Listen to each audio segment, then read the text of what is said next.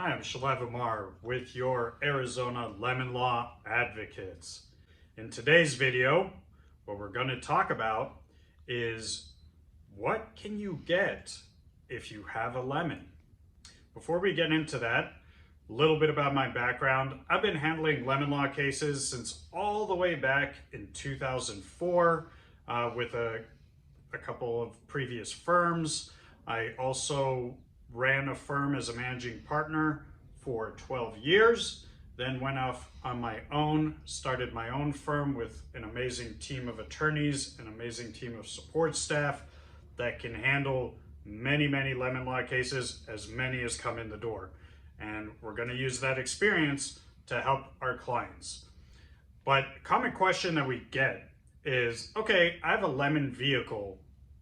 It obviously falls under the law. It's been repaired too many times or been in the repair shop for too long for substantial issues. What can I actually get? What is available to me? So there's several possible forms of recovery remedies that you can get under the Arizona Lemon Law and other warranty laws. First, let's talk about the Arizona Lemon Law. So the first available form of compensation is a vehicle repurchase under the Arizona Lemon Law. There's also a couple other remedies that are available overall. So I'll just briefly tell you what those are. You can also get a replacement under the Arizona Lemon Law. Both a repurchase or a replacement also entitle you to recover attorney's fees from the vehicle's manufacturer. Under other warranty laws like the Magnuson Moss Warranty Act and what's called common law on warranty, judicial opinions that set the standard for warranty cases, what you can get there is what's called diminution in value cash compensation. You can also, in some instances, get an extension of your warranty. So let's go specifically into each one of these remedies. So first, a repurchase under the Arizona Lemon Law. Here's the way that works. The way that works is that you get paid back all of the payments that you've made towards the vehicle if you have a loan, and you get paid off the outstanding loan balance. What gets subtracted though from your refund is a mileage fee. Unfortunately, it cannot be zero because it's written into the law. What the law says is it has to be a reasonable offset for your usage of the vehicle. What reasonable is, obviously, is in the eye of the beholder. So what you might think is reasonable could be different than what the car company might think is reasonable, or motorcycle company. And so because of the word reasonable, in terms of settlement, and 95% of cases actually settle out of court, 95% of the cases that we handle. So what reasonable is just what both sides agree to. Even in court, vast majority of cases end up settling. I would say close to 99% of the cases that we handle ultimately settle. And so again, in terms of settlement, it's what both sides agree is reasonable. If you go all the way to a jury trial, then the jury will decide what's reasonable. So there are several ways to look at this. As a general matter, if you're to have an overage on a lease, it's usually 20 to 25 cents a mile. That's one way to look at it. That's a good guidepost. Also in Arizona, the mileage that you get reimbursed if you are required to attend a deposition, if you're forced to by subpoena, I believe, if my memory is correct, that is 20 cents a mile. The IRS standard typically is 45 cents a mile. So there's multiple ways to look at it. In my experience though, the more expensive the vehicle, the higher the rate, the cents per mile ends up being, because it is a more expensive product. Now, the law doesn't say that, but that's actually been the result that we've gotten in court when we've had premium expensive vehicles. The mileage, the cents per mile is higher than when we have a more common vehicle that's $30,000 to $40,000. When I'm talking about a premium vehicle, I'm talking about 100 grand or more, and juries have awarded higher mileage, higher cents per miles for the more expensive vehicles, lower cents per mile for the cheaper vehicle. So the companies are well aware of this. So that's why if you have a more expensive vehicle, they're gonna request higher cents per mile. Of course, we argue that mileage should be as low as humanly possible, especially because when you have a Lemon, your use has been impaired by the defects, by the problems, by the inconvenience of repairs. So they shouldn't be charging you max cents per mile when you've had all kinds of problems with your vehicle. So that's the way repurchases work. Again, you get refunded all the payments made, and that includes any down payment, any trade-in value for any trade-in vehicle. Conversely, if you have what's called negative equity, which means negative trade value, a prior loan balance that got rolled into the current loan balance, the companies, they're not responsible to pay you for a prior vehicle. They're only responsible to pay you for your current vehicle. So if you have a prior loan balance, that also gets subtracted. Let's say you didn't have a loan.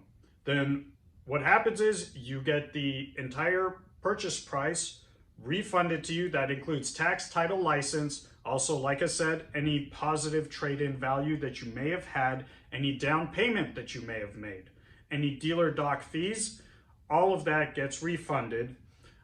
Again, though, minus the mileage. Now let's talk about a Lemon Law replacement. Here's how that works. The way that works is basically sticker price to sticker price. So if the sticker price is the same or lower, then there's no charge to you. If the sticker price is higher, you can still typically do that, but then you have to pay the price difference. And the way this works is it's what's called a substitution of collateral if you have a loan. So you keep the exact same loan, but you swap out the old Lemon vehicle for a brand new vehicle. And it doesn't have to be the exact same model, but it does have to be the same manufacturer brand because they're replacing their own product. They're not going to replace their product with a different product line. They are not required to do that. I mean, a different brand. So that's the way that works. So we always recommend to our clients, try and match up the sticker price as much as possible, because again, if the sticker price is higher, you're going to have to pay that difference. But if it's lower, you don't get that amount refunded. And as I said before, both of those Lemon Law results also entitle you to recover attorney's fees. And that's why we don't charge our clients any attorney's fees for out-of-court representation. We seek all our attorney's fees only from the other side. Let's talk about what else is available if you have a Lemon. Another possible resolution is to get paid, to get cash compensation.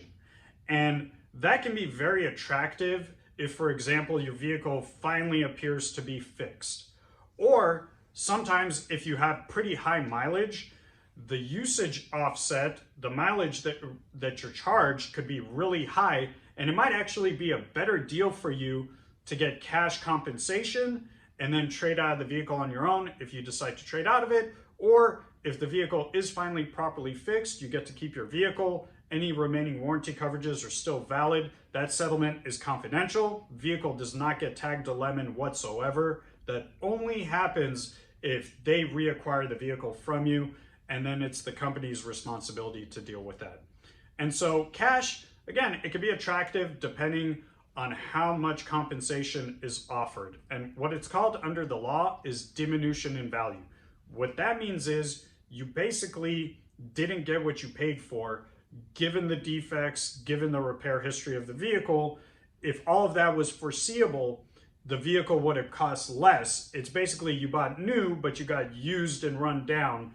You should get that difference. So there's no specific formula, but the easiest way to understand it is new versus used. The vehicle should have been cheaper. You bought new, you really got the equivalent of something that was used and run down. You should get that price difference. Typically in our experience, when it comes to cash compensation, it ranges anywhere from all the way down to 2% to, on the very high end for extreme cases, 20% of the cost of the product. And also when these companies make these types of offers, they also include the attorney's fees in the offer, because the other warranty laws like the Magnuson-Moss Warranty Act do also require that they pay attorney's fees when these cases are successfully resolved. So the companies also include attorney's fees in these types of offers when you have an attorney, or else the offer would be lower. So what's another possible result here? Another possible result is to get the manufacturer's warranty extended, or the company will buy you an extended warranty, which is basically treated like insurance. You got to understand though that that is not free. That costs money. So typically we advise our clients, do you prefer more compensation or more protection for when your warranty expires? And you can have both, but you got to understand that if you have a warranty extension and compensation, then that's going to cause the compensation to be lower. But some people prefer to have that extra peace of mind. Some people prefer to have the extra compensation, especially if they're going to just trade out of the vehicle. So that's what's available when you have a Lemon. If you have any kind of motor vehicle issues, any questions about the Lemon Law, please contact us for a free, no obligation case review. Our phone number locally is 480-237-2744. You can also visit our website. We have all the Lemon Law and breach of warranty information you can imagine from A to Z. You'll have any question that you have answered on there. And if you have further questions, or if you want a free case evaluation, all you have to do is give us a call or submit one of our online forms. And that website is ArizonaLemonLawAdvocates.com. Please visit our site. Please call us. We're here to help.